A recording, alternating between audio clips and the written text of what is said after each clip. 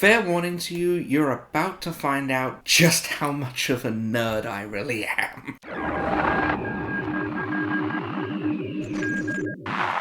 Hello there, welcome back to the channel. I am Grand Moff Tony. You know, the internet has a lot of questions about Star Wars, and some of those questions are actually really interesting and have really interesting answers, because I'm not just a guy who collects Star Wars toys, I am a catastrophically massive Star Wars nerd. I really enjoy talking about this stuff, I really enjoy explaining this stuff, and that's basically what I'm going to be doing today. I'm going to be going through some of the biggest questions about Star Wars that I've seen on the internet in the last couple of weeks, and I'm going to be giving you the answers. Now, I'm going to be focusing more on narrative questions than I am filmmaking questions, because I really find the filmmaking side of all of this really boring. Like, it usually boils down to some kind of bottom line, and I just find that really, really dull. And not just because, you know, to quote Tech, just because I understand this stuff doesn't mean I agree with it, and that's usually what it boils down to with studios and decisions that get made at that level. I find the narrative side of this stuff way more interesting, because it has genuine answers to genuine questions, and I like to hope that sometimes if, like, your one main issue with a certain Star Wars story is a question that you don't know the answer to, maybe if I give you that answer, it'll stop bothering you and you can go back to just enjoying the movie. So I have a handful of questions and answers that I found on the internet this week that I thought was really interesting, so I'm going to sit here, I'm going to go through the questions, and I'm going to give you the answers. Now, obviously, most of the information is based on canon information that we've been given in movies, TV shows, books, comics, whatever, but there's always a little bit of speculation as well. Based on what we know, we can infer things that we do not know. And that's the part of the fun of enjoying this universe. So with all that said, let's sit down together and let's talk about Star Wars. Let's discuss some of the internet's biggest Star Wars questions. Now, before we get into it, I feel like I should put the default answer out there, or as I like to call it, the boring answer. The boring answer to pretty much all of these questions is because movie. It's because things happen in movies, TV shows, media, storytelling in general, because the writer says so, because the director says so, because it plays into the story that the movie is trying to tell, it plays into the message the story is trying to convey. And I feel like my main problem with the postmodern, why didn't they just do this approach to film criticism is the fact that it doesn't allow for that. It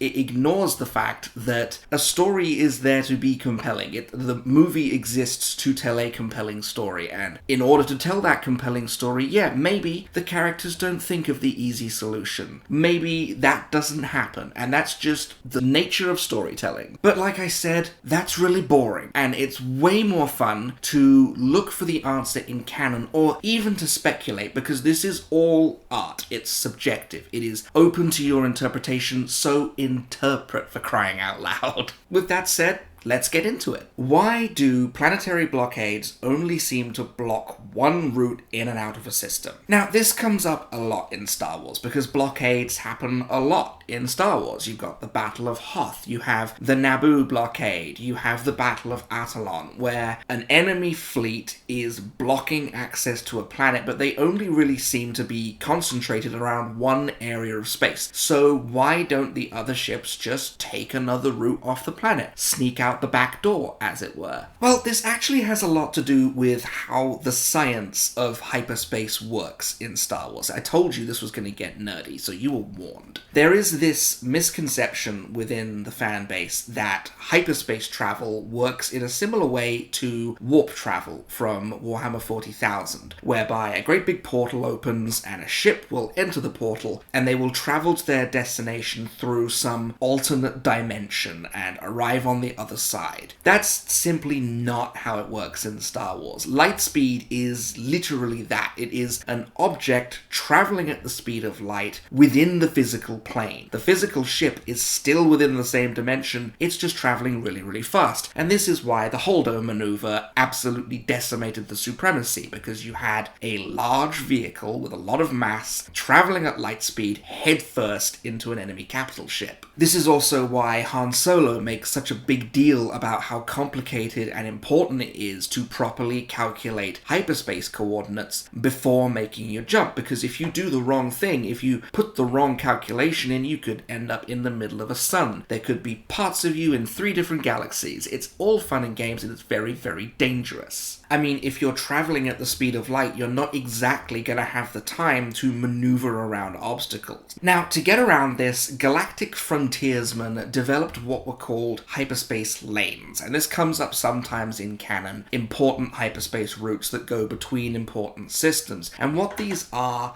areas of clear, safe space. They are effectively tunnels of space between planets. Now, planets towards the core, towards the center of the galaxy, may have multiple hyperspace lanes leaving the system, but the further away you get from the core, the closer you get to the areas like the outer rim or the mid-rim, the more limited your options for leaving the system become. Some of the planets along the galactic rim, the very, very outer reaches of the galaxy, only have one safe route in or out, and this is because they are right on the edge of uncharted space. If you jump away from that planet in the wrong direction at light speed, you have no idea where you're going to end up or what kind of obstruction or anomaly you're going to be flying into. We see this happen in Rebels, in the episode where they are looking for Zeb's new home planet, and they arrive at the border of a massive spatial anomaly because they are flying into uncharted space. So this effectively means in order to restrict traffic in and out of a planetary system, you only really need to put your ships in one area, the predominant hyperspace lane, the main route on or off the planet. You don't need to have a whole ring of capital ships going the entire way around the planet because it's not necessary. Now, I know what you're thinking. The Mandalorian recently introduced this idea. What about sublight travel? Why can't you just hop onto a spaceship and fly at sublight speeds off the planet in the other direction and bugger off that way? Well, the simple answer to that is you can. You absolutely can. But it is incredibly dangerous. You have space pirates that will often patrol open space. Fuel reserves are not well suited for sublight travel. We see that in The Last Jedi when the Resistance fleet is trying to escape from the First Order and they can only travel at sublight, and it's not a very effective means of escape. I mean, the miles to gallon you'd be getting at that would just be not even worth it. You may as well get out and push. And of course, there is always the danger that even if you don't pass the blockade on the way out, they will still detect you. They'll detect your ship leaving the system, and then it's a simple matter to send a group of fighters or even a nearby capital ship that you can spare to call in to go in and intercept the escaping ships. You are also much easier to track when you're traveling at that speed. People talk all the time in Star Wars about not being able to track ships at hyperspace until obviously hyperspace tracking comes in later. The idea being that even if you have a physical tracker on your ship, it won't transmit a signal while you're traveling at hyperspace. So that's basically the reason why you can't just hop in a ship, go out the back door and sneak away unnoticed. You won't be unnoticed. You won't get very far. The ships that are blockading the planet will catch up to you, and if they don't, somebody else will. What's the deal with the dark side cave on Dagobah? Dagobah is a weird planet. I mean, there's no other way of putting it. Dagobah is a weird planet. When Qui-Gon Jinn's spirit first sends Yoda to Dagobah, he immediately senses how strong the planet is with the Force. And in fact, it's most likely that immense connection to the Force that Yoda is able to use to mask his presence from the Emperor after the Republic falls and the Jedi Order is destroyed. So why does a planet that is so inherently linked to the Force have this evil pit sitting in the middle of it that gives you horrible nightmares? Well, this has a lot to do with the nature of the Force itself and the nature of the light side and the dark side. We tend to think of these two aspects as being 100% separate from one another, but they're not. The light side and the dark side are part of the same whole. They are part of the cosmic force. It's just how how it works. These are two aspects of the same energy field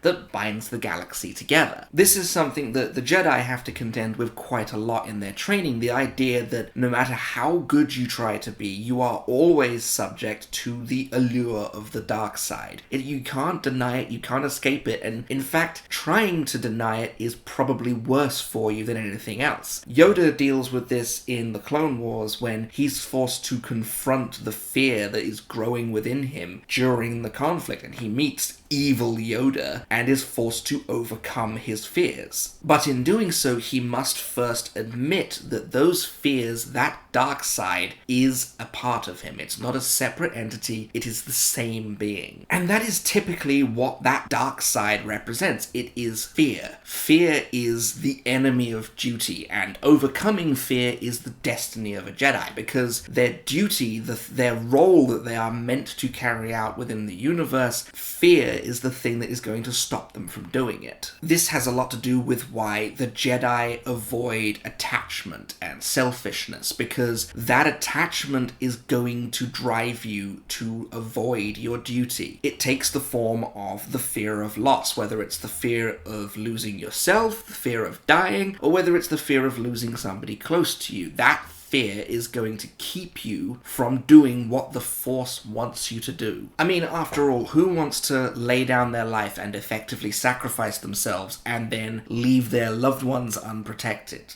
You can kind of see where the Jedi are coming from with this. Now, the Force tests Jedi all the time. Like, whether it's the gathering ceremony on Ilum, whether it's the dark side cave on Dagobah, or whether it's the mirror cave on Ahch-To, there are constant tests. And that main test is, are you able to overcome your fears and do what you need to do? And the Jedi have formalized these tests into trials that you will go through, usually in a Jedi temple, which are typically built in places where the Force flows strongest in the galaxy. They're kind of like nexus points for the Force. In fact, I imagine if the Jedi had been aware of Dagobah, they most likely would have built a Jedi temple there, because it is so strong with the Force. And the Sith do this too. And they did this not because that essence was necessarily evil, just because that's where the Force is strongest, so that's where you want to have your temple. Whether they're copying the Jedi, and the Jedi would often do a similar thing where they would, when they conquered a Sith temple, they would build a Jedi temple on top of it. Like the main Jedi temple on Coruscant being built over top of a conquered Sith temple. So the Dagobah cave is not so much a dark side cave, as we've come to call it in the fanbase. It's just one of these exposed nexus points in the Force, where the Force is so strong. Yoda tells Luke that the cave is strong with the dark side of the Force, and I don't think he was necessarily lying about that. I think he was trying to let Luke know, you're about to be tested, like probably harder than you've ever been tested before, and you're going to experience something the likes of which you have never experienced before. And we as an audience experienced that too. We had never seen a Force vision until the cave on Dagobah. So in my interpretation, this wasn't so much the dark side trying to scare Luke away, because that doesn't really play into what we know about the Force from material that has come out since. Jedi temples and places where the Force is particularly strong, they straight up traumatize people with incredibly intense, incredibly scary visions. Ezra sees Kanan be murdered by the Grand Inquisitor while standing in a Jedi temple. The younglings at the gathering ceremony in the Clone Wars are confronted by their worst fears while in the Crystal Cave on Ilum. Ahsoka is confronted by a vision of Darth Vader in the Jedi Temple on Lothal. So it's not the dark side really that's doing this. It is just the Force itself. The Force is testing their abilities and their resilience against their fears and the determination to push through those fears to do what they have to do. The objective in the gathering is to get your Kyber crystal for your lightsaber, and so the temple produces your worst fears and puts that fear between you and your crystal, and your job is to break through that fear and get your crystal. And that translates into the wider destiny of a Jedi. Your destiny is to push through your fear and do what you are meant to do. So these visions that you see in Jedi temples were often attributed to the fact that these temples were built on top of Sith temples. But once we remember that the light side of the Force and the dark side of the Force are not inherently separate, they are two different aspects of the same energy field, we can begin to understand what these visions are trying to do, what the cave on Dagobah was trying to tell Luke. This is why Luke sees in the Dagobah cave a vision of himself being transformed into Vader, because he is now accessing this power, the same power that Vader uses, and when he fails his test, he lops off Vader's head. That's what he sees. He's given into his fear, and his fear is going to consume him and turn him into Vader. He sees his face in Vader's helmet. And this is why Kylo Ren sees a vision of his parents in the very same cave on Dagobah, because his greatest fear is that his attachment to his parents is always going to keep him from achieving what he thinks is his destiny, at which point he just goes ahead and destroys the cave and ends its reign of weird terror. So in answer to the question of what's the deal with the dark side cave on Dagobah, A, it's not really a dark side cave per se, and B, it's the Force reaching out and testing the resilience of those who enter it to see if they are strong enough to fight through their fears and achieve what they are meant to do. It's Force philosophy. It's really, really fun. I love thinking about this stuff. Why are so many powerful Jedi so susceptible to the pull of the dark side? Now, one of George Lucas's main messages in Star Wars is the incredibly corrupting influence of power. That's why we see so many characters in high positions of political power or just strength in general being on the dark side. We see so many corrupt leaders, corrupt politicians, Jedi that turn bad. We see these characters, these politicians, these businessmen cast as villains in the galactic story, and it's always the selfless heroes that have to go up and defeat them. Besides just being an extension of Lucas's own feelings about corporations and political power systems in general. But for the Jedi, the idea is a little bit more nuanced than just the stronger you are, the more susceptible you are to corruption. And this comes in the form of what could be seen as a massive contradiction in Jedi philosophy itself. The Jedi are selfless beings. They are meant to care only about others. They are not supposed to care about themselves at all. And they are forbidden from forming attachments to preserve that selfless nature. As we've said, who wants to lay down their life and leave their family unprotected? But there's more to it than that. The reason attachment is so dangerous for a Jedi is depicted perfectly in the story of Anakin Skywalker himself, who goes to the ends of the earth to try and protect his wife from this vision that he has, and ends up causing the vision to happen in the process of trying to stop it. It's one of those Greek tragedy style things. Anakin's love for Padme evolves and transforms over the course of the Clone Wars into a kind of possessive jealousy. In a similar way, Anakin's want to protect his wife and his desire to do good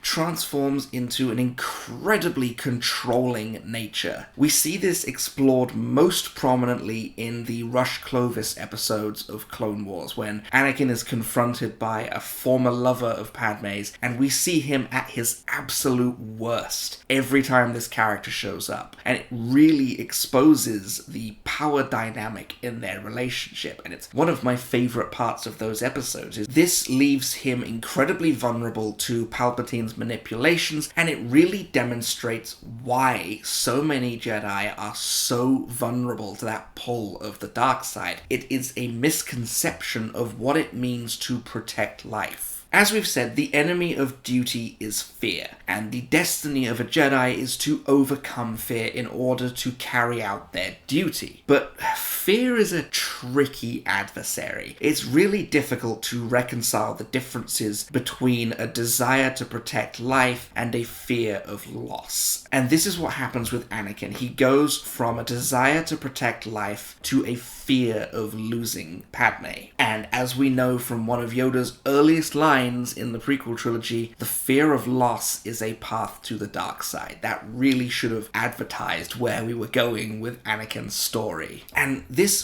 fear of loss and this inability to differentiate between what it means to protect and what it means to fear is really where the Jedi are at the most risk of making the worst mistakes. So the stronger a Jedi becomes, the more power they can wield, the more danger there is of them using that power to cross lines and do things that they are not supposed to do, even if you're doing it for the best intentions. And once you've done it once, it gets easier to do it the next time, and then the next time, and before you know it, you have completely redefined within your own philosophy what it means to protect life. And so this conflict between the desire to protect life and the fear of loss is the reason why so many Jedi are so susceptible to the allure of the dark side. Now, obviously, there are other attributes involved. Yoda brings up in Attack of the Clones that Jedi are becoming more and more prideful, more and more sure of themselves. They are succumbing to weaknesses that they are not supposed to experience. You know, you're not supposed to be this high and mighty space samurai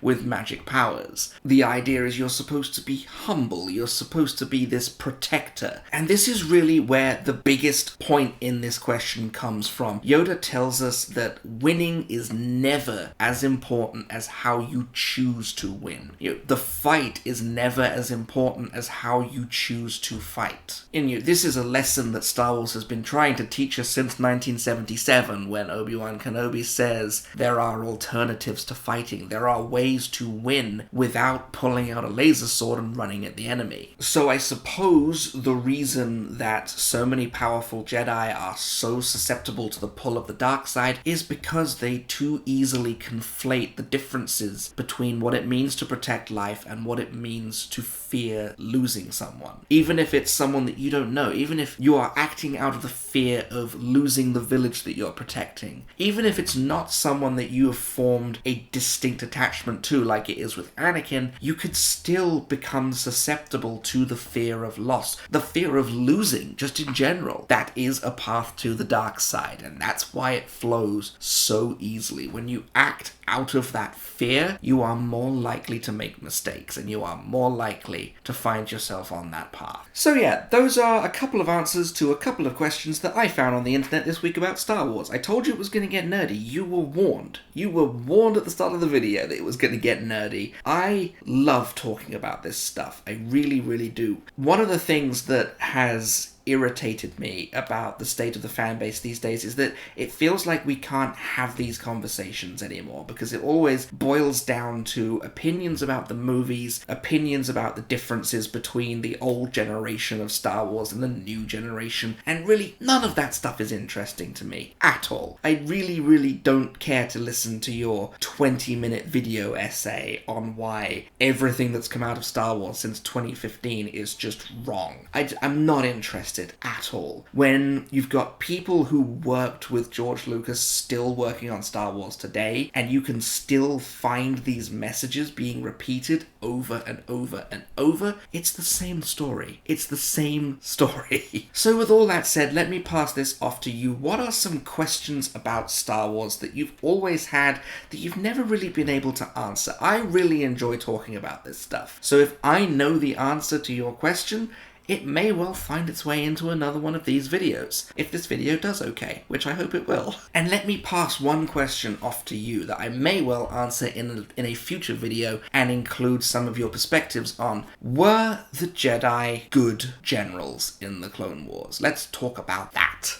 I definitely have my opinion on the matter, but I want to hear what your opinion is. So let me know down in the comments what you think, and I will get back to each and every one of you. Next week, the Wishlist series is back, and we are talking about the Battlefront games with 5 characters from those games that I would like to see come to the Black Series. Really love those games, I really enjoy them, and I love the story of Battlefront 2 so much. I'm really excited to talk about it. I think it's going to be fun. In the meantime, however, I've been Grand Moff Tony. That was trying to answer some of the internet's biggest Star Wars questions. You may subscribe when ready. See, I've lost track of what I was saying now. Yeah, I know what I'm saying. Oh my god, why can't I get through the sentence? And the jet...